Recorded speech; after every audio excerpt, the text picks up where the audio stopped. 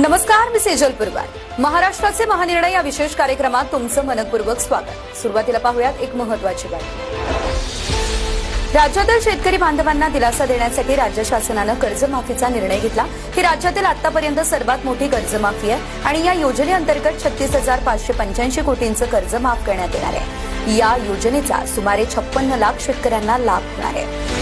योजनेची पारदर्शक अंमलबजावणी आणि वेळेत लाभ देण्यासाठी सर्व व्यापारी बँक आणि जिल्हा मध्यवर्ती सहकारी बँकांना सहकारी विभागाकडून सविस्तर मार्गदर्शक सूचनाही देण्यात आल्या.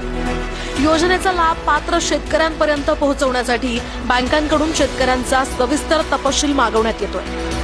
बँकांना युद्ध पातळीवर काम करण्याचे आदेशही राज्य शासनानं दिले आहेत. या प्रक्रियेत कोणतीही त्रुटी राहू नये म्हणून बँकांना मुख्यालय आणि जिल्हा स्तरावर विशेष नोडल अधिकाऱ्यांची निवड करणं बंधनकारक आहे.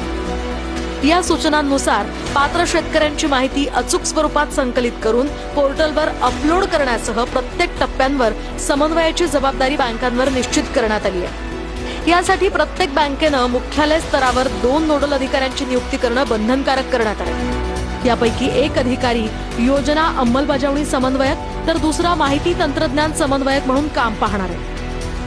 तसंच प्रत्येक जिल्ह्यामध्ये जिल्हाधिकारी आणि जिल्हास्तरीय समिती म्हणजेच डीएलसी यांच्यामध्ये समन्वय साधण्यासाठी स्वतंत्र जिल्हा नोडल अधिकाऱ्यांच्या निवडीची सूचनाही देण्यात आली आहे.